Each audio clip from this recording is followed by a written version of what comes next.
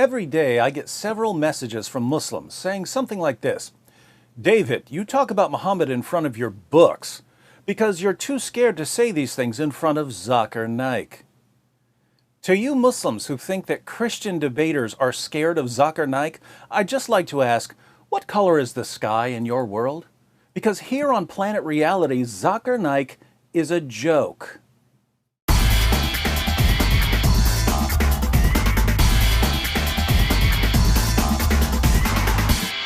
Zakir Naik is a joke, and I'm not saying that because I disagree with him.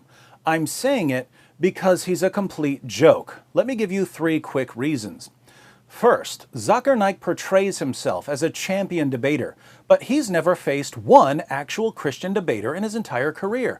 Compare Naik with someone like Shabir Ali. Shabir Ali has debated William Lane Craig multiple times. He's debated James White multiple times. He's debated Jay Smith multiple times. He's debated Mike Licona multiple times. He's debated Tony Costa multiple times. He's debated me multiple times. He's debated Sam Shamoun and Samuel Green and Jonathan McClatchy and Nabil Qureshi. Shabir Ali obviously isn't scared to face experienced Christian debaters. Look up Zakir Naik's debates and you'll find that he's debated a handful of people you've never heard of. The only person Zakir Naik has ever debated that I've even heard of was William Campbell. And William Campbell wasn't a debater, he was a writer. Naik knew he wasn't a debater. That's why he agreed to debate him. Naik only agrees to face people who either have no debate experience or know nothing about Islam. Those of us who debate regularly and who deal with Islam regularly, Naik won't come near us. And we've been challenging him for years. Here's a debate challenge we sent him nearly 8 years ago. I've challenged him to debate. James White has challenged him to debate. Sam Shamoun has challenged him to debate. Nabil Qureshi has challenged him to debate. And do you know what he says when we challenge him to debate? He says, you have to guarantee that you will show up to the debate with 10,000 people. Now, that's a strange demand. If you look at Zakir Naik's other debates with Christians, they didn't have to bring 10,000 people to the debate. In the 2 Zakir Naik debates I've clicked on, there were only a couple hundred people in the audience. Why did Zakir Naik debate them? I was recently watching one of Naik's Q&A sessions, and a Christian woman was at the mic. And Zakir Naik said that if she wanted to debate, they could set up a debate. Ask your question in 2 or 3 sentences. If it is more than 2 or 3 sentences, yes, it becomes a lecture. If you want to have a lecture, yes, sure. If you want to have a debate also, we can arrange. Can you? Okay. You can come to Bombay. Right. No, it's not Bombay. I'm in the Gambia. Why was Zakir Naik trying to set up a debate with a random woman who stepped up to a mic at a Q&A session? By the way, right after he challenged her to debate, he changed his mind and said that he refuses to debate women. Then he said that he would be happy to debate a religious scholar. But once again, Naik didn't say anything about bringing 10,000 people to the debate. Why does Zakir Naik's 10,000 people rule only come into play when he's challenged by people who debate regularly? If some local pastor no one's ever heard of agrees to face him, suddenly Naik is ready to debate, even if the pastor shows up with no one. This is the age of the internet. Millions of people can watch a debate online. Zakir Naik could have a debate with a Christian in a hotel room and people around the world could watch it. Why does he selectively apply his 10,000 people rule? Because he knows that in America, most Christians have no idea who he is, so they're not going to come out by the thousands to see him debate. He knows that Christian debaters aren't going to rent the Superdome to face him because we think he's a joke. So he made up a rule that he only applies to avoid actual debaters. Why? Because he's a complete, utter, total coward, and he knows that his arguments would be destroyed by any experienced Christian debater. And what do Muslims say when we point this out to them? Oh, Zakir Naik refuses to face you debaters because you're beneath him. Wait, all of the actual debaters are beneath him, but the people he's debated, most of whom no one's ever heard of, they were important enough for him to face? How would we know who's beneath Zakir Naik if he's never once stood on stage with an experienced debater? How would we know?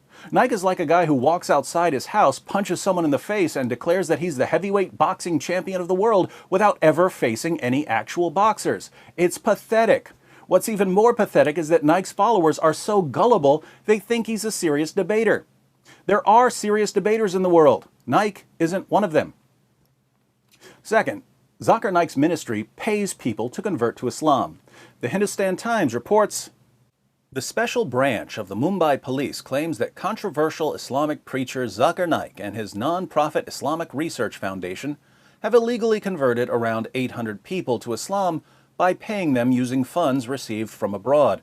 The allegation, if proved, could spell more trouble for Naik, who is being investigated for his fiery speeches and alleged extremist links.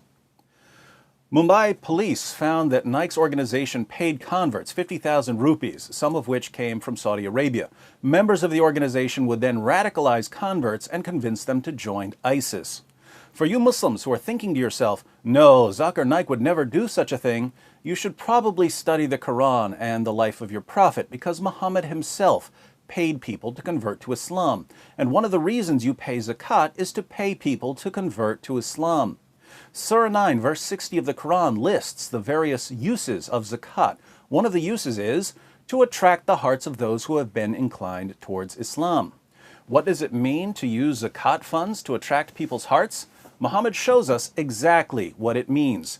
In Sahih Muslim, number 6022, Muslims win the Battle of Hunain. And we read, "On that day, the Messenger of Allah gave Safwan bin Umayyah 100 sheep, then another 100, then another 100. Ibn Shahab said, Sa'id bin al-Musayyab told me that Safwan said, by Allah, the Messenger of Allah gave me what he gave me, and he was the most hated of people to me. But he kept giving to me until he became the most beloved of people to me." This guy hated Muhammad, but Muhammad kept giving him sheep by the hundreds until Muhammad was his favorite person in the world. In Sahih al-Bukhari 3344, Muhammad divides a piece of gold among 4 chiefs of a different tribe. We read, "So the Quraysh and the Ansar became angry and said, he, i.e. the Prophet, gives to the chiefs of Najd and does not give to us. The Prophet said, I give to them so as to attract their hearts to Islam." He was giving them gold to attract their hearts to Islam. Nearly 14 centuries later, Zakir Naik is doing the same thing. Muslims should be proud of Naik for imitating his prophet by bribing people to convert when his arguments fail miserably. Third, a few years ago, when I was watching some of Zakir Naik's talks to get some video clips for some shows, I was impressed that so many Muslims showed up to hear him speak when the talks were in English. I know a few Christians from one of the areas he was speaking in, and I said to them, it's cool that wherever Zakir Naik goes, there are so many Muslims there who speak English. They said, oh, lots of the Muslims who show up don't speak English. I said, why do they show up? Just to be close to Naik? They said, no, the Muslim leaders bring them in to cheer. They tell the Muslims who don't speak English to cheer loudly whenever they hear other Muslims cheering. Now think about this.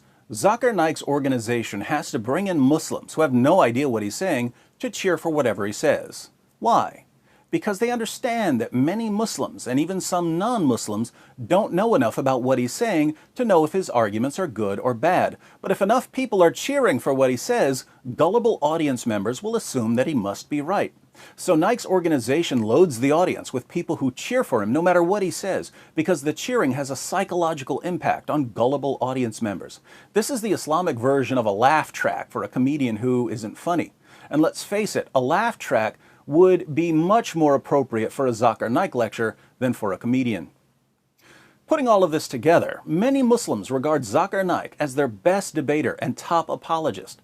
Who is Zakir Naik? He's someone who pretends to be a champion debater even though he's a complete coward who instantly backs down from every single experienced Christian debater who challenges him.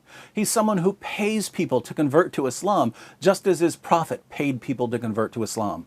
And he has to bring in cheerleaders to tell his fans when to cheer even though they have no clue what he's saying, all so he can trick ignorant, naive, easily manipulated audience members into thinking that he's presented a serious case for Islam.